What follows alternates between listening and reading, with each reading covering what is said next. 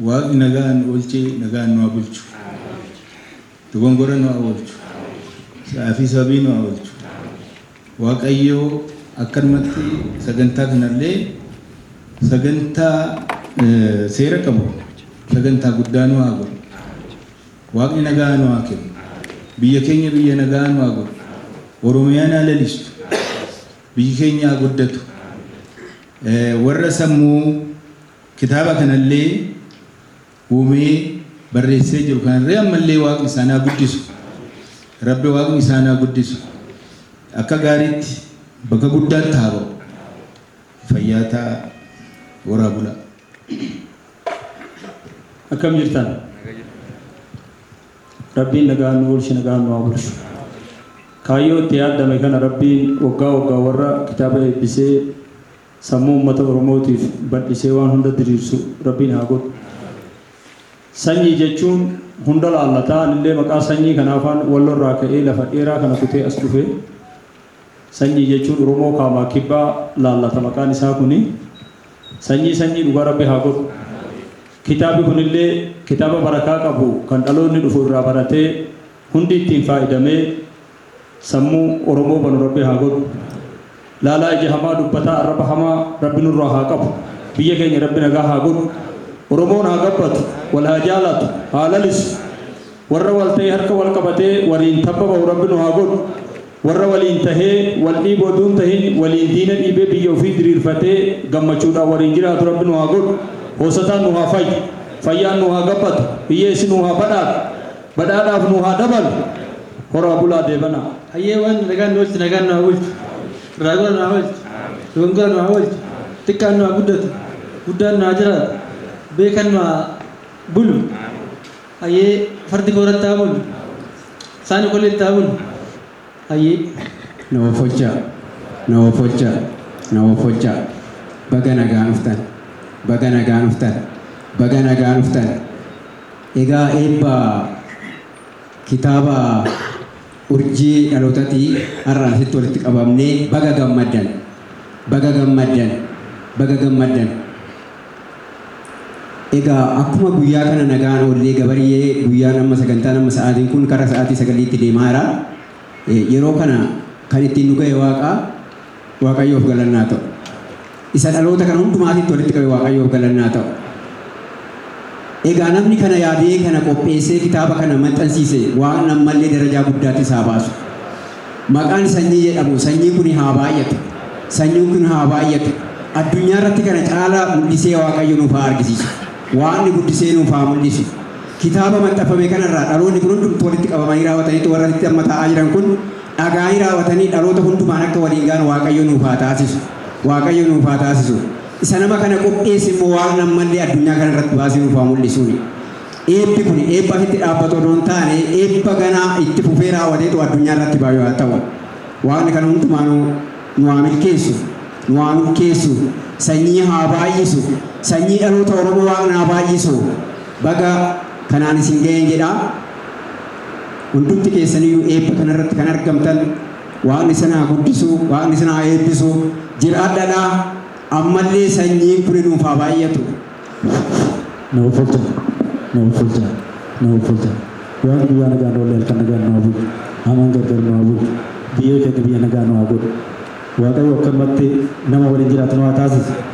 Pireezidaantii waldaa dargoota qabee hojii waan gamtaa walii garaa kitaaba urjii fakkeenya dhalootaa jiru kan nu qopheessan umurii isaanii nu haa dheeressu. Dargaggoon Oromiyaa kitaaba kanarraa baratee hojii uummatee kan gara fuulduraatti ittiin hojjetee hojii isaatiin galma ga'u Waaqayyo haa taasisu. Namni eebba kitaaba kanaatiin manaa ba'ee dhufe nagaa mana isaatti haa galu. Daandii nagaatti deemee haa galu. Konkolaataa nagaa yaabbatee haa galu. Bakka nan wallaale Waaqayyotti haa guutu. Nagaa.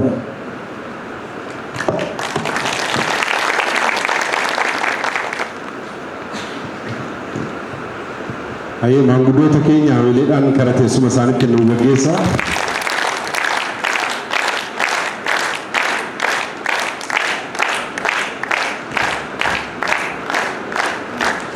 Anaadhufu baga nagaan dhuftan. I would like to say congratulations, you are welcome.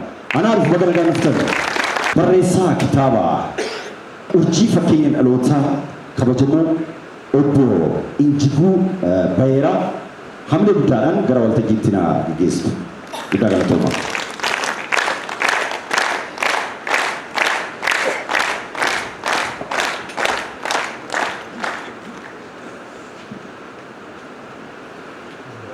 Galatooma abboonni keenya akkasuma gaggeessitoonni keenya akkasumas immoo deeggartoonnii fi karaa gama hundaan warreen gargaartan hundumtuu anaa dhufuu baga nagaan dhuftanii ulfaadhaa kabajamaa isin jechuun barbaada.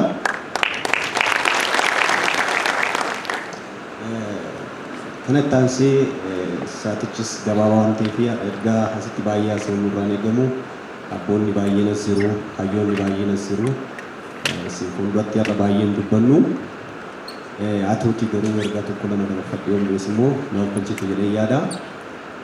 Wanti nuti amma gochaa jiru kun hamma ta'idha. Boru seenaa. Seenaan kanuma. Wanti nuti amma raawwachaa jiru kun galgala har'aa keessa deemnee ilaalu seenaa ta'a. Seenaa ta'e galmaa. Gaarii isaa hojjennu, hamaa isaa hojjennu galgala har'aa seenaa ta'a. Guyyaa kaleessaa warri miidiyaa keenyaallee galgala kanatu raawwatee jedhu. Yeroo baay'ee biyya keenyattis keessumaa harka caalu biyya keenyatti seenaa namoota lubbuudhaan jiranii barreessuun baay'ee hin beekamu. Akkuma hayyuun keenya gameessi baay'ee jaalallu obboleessi keenya Hacaaluun jedhee nama lubbuun jiruuf seenaa barreessuu dubbachuun nama rakkisa tarii waa balleessa ta'aa jedha. Filosoofiin kitaaba keenyaa kun immoo tarii hayyuu keenya akkuma kabajnutti ta'ee isarraa hadda. Nama lubbuudhaan jiruuf seenaa yoo barreessine wayyaa kan jedhu qaba. Muuxannoo addunyaa keenyaa fudhanne Neelsan Maandellaaf barreeffameera. Obaamaaf barreeffameera. Hayyoota gurguddoo fotoo lubbuudhaan jiranuu barreeffameera. Nama lubbuun jiruuf yoo seenaa barreessine, hayyoota qabnuuf yoo seenaa barreessine, akkuma argasi lobboleessi keenya dubbachaa ture kitaabicha keessattis tuqameera. Gara fuulduraatti akka kana caalu hojjetuuf, akka humna godhatuuf, akka jabaatuuf, hojiin hojjettuuf beekamtii kennuudha. Dogoggoraan laallee akka of eeggatu isa gargaara. Warra immoo nu biraa deemaniif seenaa hin barreessinaa jechuu koo miti. Haa ta'utii sabni Oromoo hayyuu baay'ee qaba, gaggeessitoota baay'ee qaba, qabsaa'ota baay'ee qaba. Namoota hamma kanaaf barreessuun akka barbaachisu baay'ee namana, baay'ee itti amana. Hundumti keenya tokko tokko walakkaa fuunee yoo barreessine, hayyuu keenyaaf yoo barreessine waa lafa keenye gaariidha. Sababni isaa boruuf ijoolleen keenya seenaa taasisanii dubbisu. Ammallee kan ittiin warri faallaa keenya ta'an warri birmadummaa saba keenyaa wal boqoolu qabachuu saba keenyaa hin barbaanne kan jedhan hin barreeffamne lafa hin jiru jedhu. Dhaloonni kana boodaa hin jiru irraa kaasee hin barreessina, hin galmeessina lafa keenya. Gaafa isaan du'an qofa otoo hin ta'in otoo isaan lubbuudhaan jiranu. Tarii asumaan wanti jechuu barbaadu dhugaadhuma dubbannoo ta'e gammachuun guyyaa har'aanaaf gammachuu dachaa natti ta'ee jira. Gara ganamaa hamboon ture obboleessi keenya eebbifamaa ture amma immoo isin gidduun jira. Waan tokko yaadaa ture. Otoo Jeneraal Taaddasaa Birruu fa'aa hayyuun gameessi Oromoo sabni Oromoo barachuu qaba jedhan sun utoo lubbuudhaan jiranuu ta'anii otoo ilaalanii namni dadhabaan akka kootii kun namni beekumsa hin qabne akka kootii utoo seenaa barreessee fi maal jedhu iyyuu laata. Utoo warra akka Abdiisaa Agaa warra akka Garasuu Dhugii gootonni keenya qaalii warra akka Hacaaluu utuu dhufanii taa'anii seenaa barreessinee fi fuula isaanii teenyee seenaa kanan sii barreesse seenaan kee kana fakkaataa utuu jenneen maal nuun jedhu laata maaltu itti dhaga'ama laata sanyii obboleessa ta'e baay'een si jaalladha.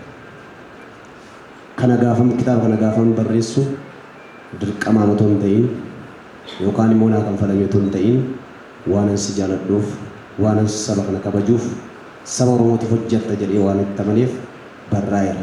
Ati immoo carraa obboloonni keenya hin arganne carraa taaddeen fa'aatoo dhamaan hin arganne utuu lubbuun jirtu seenaan keessi barreeffameera. Asumaan saba kana fuulduratti imaanaa saba kanaa sitti laachuu barbaada.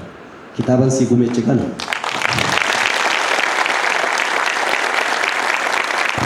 kitaaban sii gumaachi kana mucaa kee isa angafa isa qaaliidhaan dhalatte isa diinni akka tilmoo hin godhanne sirratti hojjettee Waaqayyo immoo si gargaaree siif kennu isa wajjin guddifadhu seenaa godhi kaawwadhu adaaraan as keessatti dhaame ittiin saba kee jiraadhu saba keetiif du'u dhaamsi nan qabu kana dhumarratti sa'aatii keessanii fudhadhu Gama hundumaan kan duukaa keenya dhaabbattan, kan nu gargaartan, keessuma har'a gidduu keenyatti argamu baattus haadha manaa koo baay'ee jaaladhu. Dammee Abbabaa obboleessa koo lalisaa gargaarsa keessan addaa ulfaadhaa. Hundumti keessan kan yaadaan karaa karaa nu gargaartan kabajamaa ulfaadhaa galatoomaa sin jira ulfaadhaa. Hajjeen obboon Jibuu Beeraa guddaa galatoomaa jennaani itti fufuudhaan xinxaalaa kitaaba kana kan nu taasisan Yuunivarsiitii Ambootti Associated Professor yookiin ittaana Professora Wandimmoo Tagan akkasumas Yuunivarsiitii Finfinnee kaampaasii 6 kiilootti yookiin kiiloo 6 Associated Professor Zallaqaa gamanumaan gara xinxaalaatti nu ce'u. Kitaabni kun mata dureen isaa urjii fakkeenya dhalootaa jedha. Meejor taayitilii fi saab taayitilii qaba. Kophee qulqulleessuutii haga pirezidaantummaa inni jedhu saab taayitilii isaati. Meejor taayitilii isaa urjii fakkeenya dhalootaa. Saab taayitilii isaa immoo mata duree xiqqaan immoo kophee qulqulleessuutii haga pirezidaantummaatti kan jedhudha. Abbaan seenaa kitaaba kana keessatti dubbisnu dargaggoo Sanyii Hidhaashuu Roosheedha. Barreessaan kitaaba kanaa Injiluu Weeraa Goonfaadha jedha. Gosti kitaaba kanaa akka waliigalaatti yoo ilaallu seenaa jireenyaati yookaan immoo baayogiraafiiti. Odoo Sanyii kitaaba kana fi barreesse kan jennu awutobaayogiraafiiti. Garuu kun nama biraatti barreesse waan ta'eef goofni isaa yookiin immoo jeenareen kitaaba kanaa seenaa jireenyaa jechuun danda'ama. Xiyyeeffannoon kitaaba kanaa seenaa bu'aa bahii dargaggoo tokkooti. Akkamitti bu'aa bahii jireenyaa hedduu keessa darbuutiin milkaa'uu akka danda'amu xiyyeeffachuutiin kan dhiyaate. Akka waliigalaatti kitaabni kun boqonnaa 7 of keessaa qaba. Boqonnaan tokkoffaa seensaa fi seenaa dhalootaa obbo Sanyii kan ibsudha. Boqonnaa lammaffaa irratti ilaalchi sanyii maal akka fakkaatu barreessaan kun ibsuuf yaaleera. Boqonnaan sadaffaa kaayyoo hundeeffama waldaa dargaggoota caffee hojii gamtaa waliigalaa kaayyoo isaa irratti xiyyeeffachuun kan barreeffamedha. Boqonnaan arfaffaa qajeelfama waldaa kanaati. Boqonnaa shanaffaa irratti birmadummaa dinagdee ibsamee jira. Boqonnaa ja'affaa irratti gaggeessummaa fi sanyiidha. Boqonnaa torbaffaa fi xumuraa waldaa dargaggoota caffee gabbisa aadaa Oromoo keessatti gumaacha inni buusaa jiru irratti xiyyeeffatee kan barreeffame jechuudha.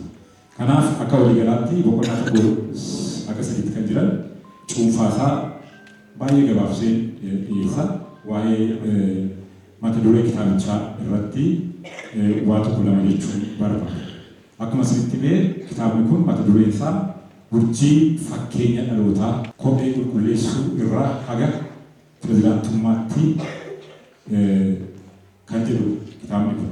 Namni mata duree kitaaba kanaa dubbisu hundi keenya ana dabalatee yeroo jalqaba kun nuuf kenname yoo dubbisu gaaffii murtaan of gaafadhee jira. Inni tokkoffaa barreessichi kitaaba kanaa maaliif abbaa seenaa kanaatiif urjii jedhe. Inni lammaffaa mata duree kanarratti barreessaan kun abbaa seenaa kanaatiif fakkeenya dhalootaa jechuun ibse. Maaltu fakkeenya isa taasisaa? Dhaloota isa kamidha? Barreessaan kun kan inni odeessaa jiru. Isa darbe, isa jiru, isa fuulduraaf kan inni fakkeenya ta'uu danda'u. Inni biraa gaaffii namni of gaafachuu danda'u maaliif kophee qulqulleessuu fi pirezidaantummaa namni kun walitti fide? Egaa akkuma beekamu kophee qulqulleessuun hojii baay'ee gadaana jedhamee yaadamudha. Pirezidaantummaan hojii baay'ee olaanaa. Kanaaf barreessaan kun bu'aa bahii kanneen lamaan gidduu jiru ibsuuf yaalaata. Moo akkamitti nam tokko bakka xiqqaa sanaa ka'ee abdii utuu umurii ifaajee booddeeti baay'ee booddee milkaa'uu akka danda'u akka fakkeenyaatti ibsuu barbaadeeti. Moo maaliif jecha lamaan kana walitti hidhee dhiyeessa? Barreessaan kun akka dhaamsaatti jalqaba kan inni kaasee jira. Abbaan seenaa kitaaba kanaa nama mul'ata gaarii qabudha. Nama mul'ata dheeraa qabudha. Kanaaf mul'ata gaarii kana immoo mul'ata dheeraa kana immoo lafa qabsiisuu kan danda'u nama dhuunfaa tokko miti. Hundumti keenya walii galleeti kaayyoo yookaan mul'ata nama kanaa galmaan ga'uun barbaachisaa akka ta'e barreessaan kitaaba kanaa ni dhaama. Kanaaf kaayyoon kitaaba kana barreessu iyyuu mul'ata gaarii kana mul'ata dheeraa kana hawaasa bal'aa bira geessuuf barreessee jedhee dhaamsaa isaa jalqaba. Gara boqonnaa tokkotti yeroo dhufu seenaa dhaloota sanyii irratti xiyyeeffachuun kitaabni tokkoffaa kan inni barraa'e keessumaa immoo seensa irratti barbaachisummaa fi ka'umsa kitaaba kanaa barreessaan kaa'aniiru. Akka barreessaan kun jedhanitti namni tokko guyyaa tokkoof illee yookaan waan tokko waan gaarii tokko yoo waan gaarii hojjete seenaan isaa barreeffamuu fi qabaa kan jedhu amantii qabaa jiru. Kanaaf eenyuuf seenaan barraa kan jedhu sana nan gaafatiina kan jedhu fakkaata barreessaan kun. Sababni isaa namni tokko gaafa tokkoof illee waan gaarii hojjete waan tokkicha dhalootaaf waan gaarii yoo hojjete seenaa isaa yoo barreeffame dhaloonni biraa irraa barachuu danda'a kan jedhu dhaamsaa jalqaba isaaniiti. Akka fakkeenyaatti kan isaan kaasan barreessaan kun seenaa Haji Adam Saaddoo yaadachuu yoo taatan nama baay'eetti dhufanii dhimma Maccaaf Tuulamaa dhufanii Finfinneetti hidhamanii. Erga mana hidhaa galchanii booddee jaarsa kana utuu sagattee mana hidhaa galchinee mee jaarsa kana waamaa jedhan. Jaarsi kun gaafa waamamu waraqaatu isaan nyaatanii liqimsanii bira ga'an. Jaarsaa maal gootonna kan garaa kiyyaa dhufee garaa kiyyatti hin deebisee maal gootare. Seenaa Haji Adam Saaddoo kana malee hojii kana hojjetan kan jedhu seenaa irra jira. Ani dubbisne. Garuu seenaan kun dhaloota booddeetiif ergaa guddaa qaba. Icciitii eeguu, icciitii dhaloota waa'ee qabsoo eeguu kan jedhu waan qabuuf nama kanaaf seenaan isaa galmaa'ee jira. Barreeffamoota adda addaa sirba adda addaa keessatti waa'ee nama kana dhageenyaa jira. Kanaaf namni tokko waan gaarii yoo hojjete guyyaa tokko fidee taanaan seenaan isaa barreeffamuu qaba kan jedhu akka seensaatti nu baasu. Namni hojii gaarii hojjete baruma jireenya isaa lubbuun jiru akkuma sanyii kana seenaan isaa barreeffamuu akka qabu barreessaan kun ni dhaama. Kun immoo seenaan akkasii barreessuun waan arfan tokkoof faayidaa qaba jedhee barreessaan kun qaba. Inni kun immoo hojii gaarii namni kun hojjeteef beekamtii kennuu, hojii gaarii isaatiif beekamtii kennuu, hojii biraa akka inni dabalatee hojjetuuf immoo akkas hamilee kennuu fi sadeeffaan immoo hojii manee yookaan immoo himaanaa itti kennuuf illee baay'ee barbaachisaa akka ta'e dhaamaniiru. Inni dhumaa namoonni biraa muuxannoo kanarraa akka barataniif dhaamsa isaanii kaa'aniiru. Inni biraa bal'inaan kutaa boqonnaa kana keessatti kan ibsame gara fuula 32 irratti bu'aa bahii jireenya obbo Sanyii kaa'ameera. Bu'aa bahii obbo Sanyii kun bu'aa bahii hedduu keessa darbuutiin dhumarratti akka milkaa'anii barreessaan kun dhaamee jiraachuu mana maree Finfinnee bara 2005 seenee jira. 2009 akkasuma qabsoo maaster pilaan keessatti nama hirmaatedha. Inni biraa yeroo ammaa sanyii qabsoo siyaasaa isa qabsoo dinagdee dhaloota qindeessuutiin nama hojjechaa jirudha. Inni biraa sanyii fi muuxannoo idil addunyaadhaan kitaaba kana keessatti kan taa'e sanyiin muuxannoo idil addunyaa adda addaa qaba. Biyyoota Faransaay, Neezerlaand, Keeniyaa deemee dhimma waldaa gamtaa irratti nama muuxannoo adda addaa qabudha. Bara 2012 jalqabee garuu muuxannoo kana fayyadamuutiin waldaa dargaggoota caffee hundeessee nama hoogganaa jirudha. Inni biraa dargaggootaaf dhaamsa qaba. keessumaa dargaggoota irratti baay'ee amanaa kaayyoo qabaadha jedha. Mul'ata keessa irratti jecha hojiin tuffatiinaa yeroo keessa sirriitti fayyadamaa dhibaa'ummaa keessaa ba'a barnoota irratti cichaa kan jedhu dhaamsa dabarsa. Boqonnaa lammaffaa irratti dhimma ilaalcha fayyii kenna. Positive attitude visionary jedhee ibseera achirratti. Boqonnaa sadaffaa keessa irratti kaayyoo hundeeffamaa waldaa caffee ibsa. Guddaa galatooma.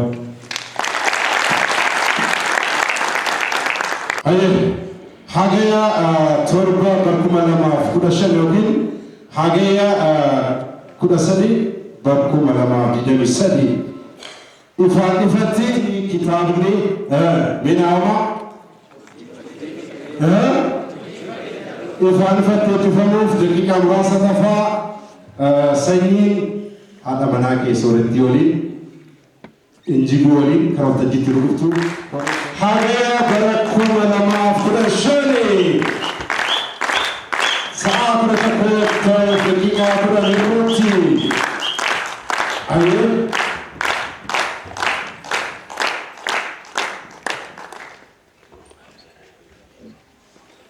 sanyii suuratti baga gammadan hamileen akkanaafi egaa kan asitti argitan kun miseensi waldaa caffee hundinuu ilmaan keessa miti moo miti hamileen akkanaafi kanaaf egaa waa'een gootaa faarfamee haasaamee numu akkuma Profeesar asii ibsettee jechaadha hundi keenya oduu soofne isaan nu ga'u kanaaf baga itti singee baga gammadan baga guyyaa kanatti singee abbaan cidhaa waan itti dhaga'ame ergaa akka dabarsu isa affeeraa bileen kennaaf hime.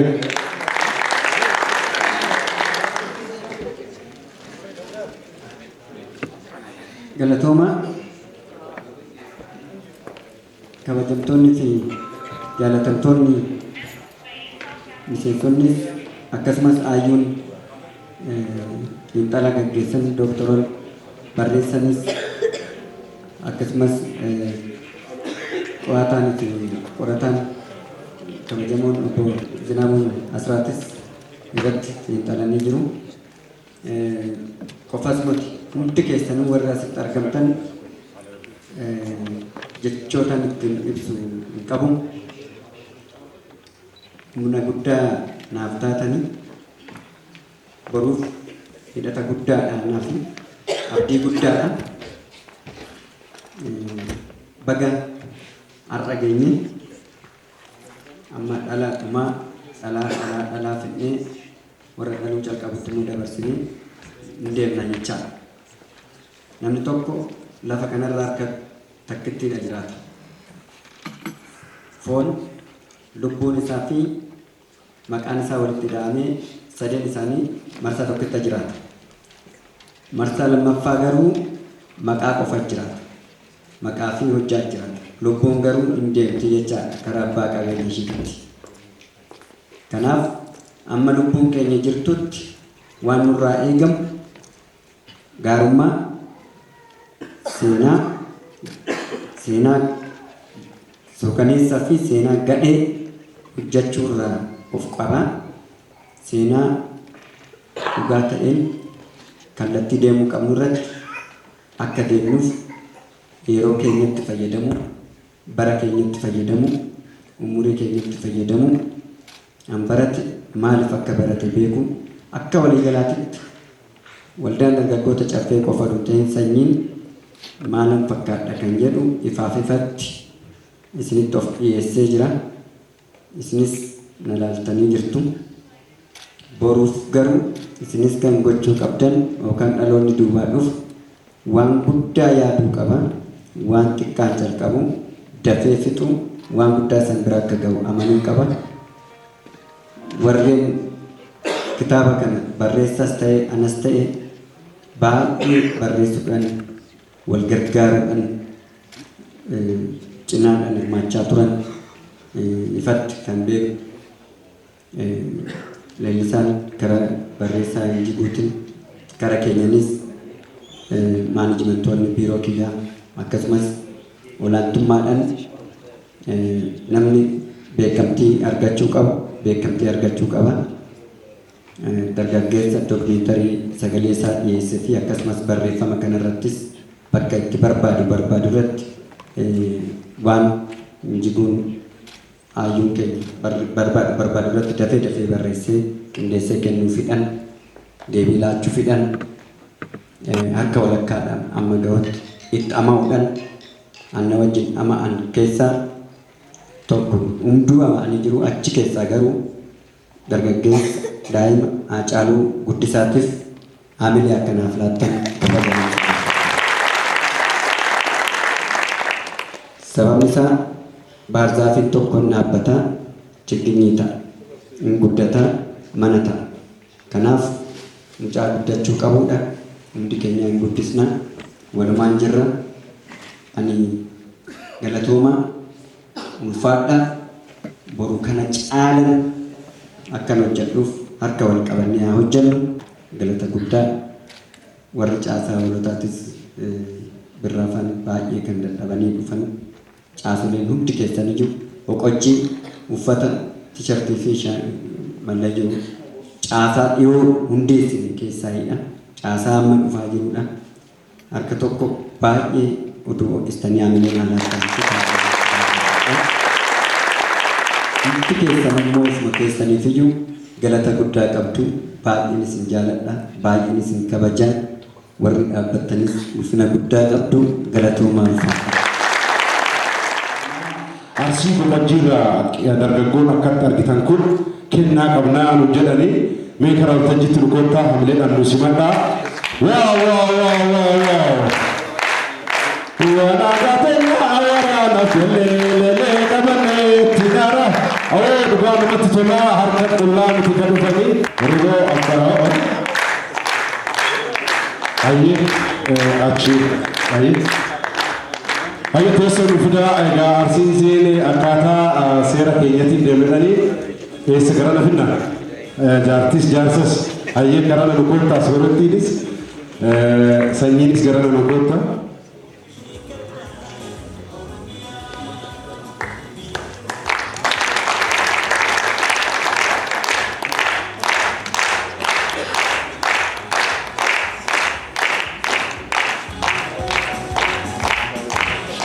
Dhugaa dubbachuudhaaf warri arsoorri boqojjii kennaa yeroo isaa eeggate yeroo isaa ganna hamilee nu kennaafi. Baay'ee bareedaa uffata aadaa arsii ka dhiirri uffatu.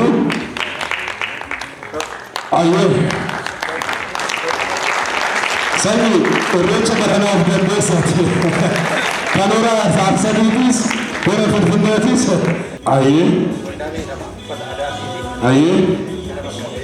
Baay'ee bareeda.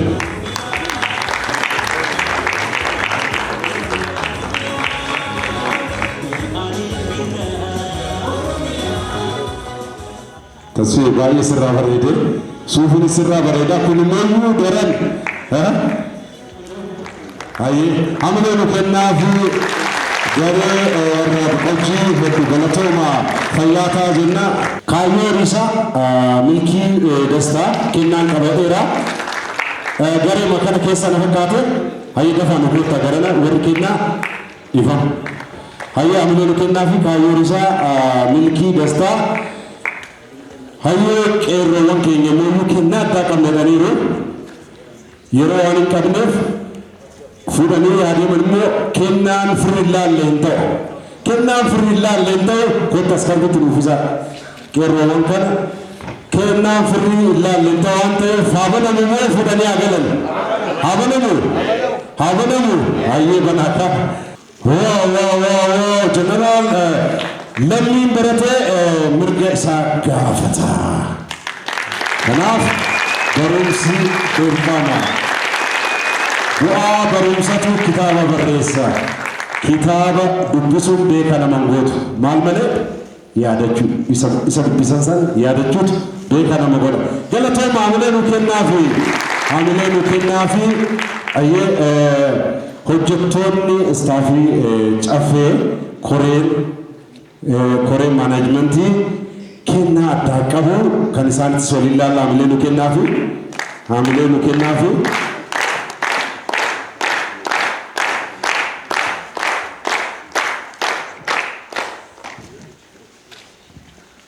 Hayyee kan isaaniitis egaa akka staafitti kennaa fidaniiru habanamu kunis halaallu habanamu. Hayyee kunimmoo ajaa'ibaa! Kuni sanyii gaafa dallane wayii fakkaatu jeneraal sanyii hamilee nu kennaafi dhugaa dubbachuudhaaf warra kennaa kana fides kan suuraa kana kaasis hedduu galateeffannaa. Kitaabni urjii fakkeenya dhalootaa hagaya torba barkuma lamaaf 15 ifaan ifatti magaala Finfinnee handhuura walakkaa jiddu gala aadaa Oromoo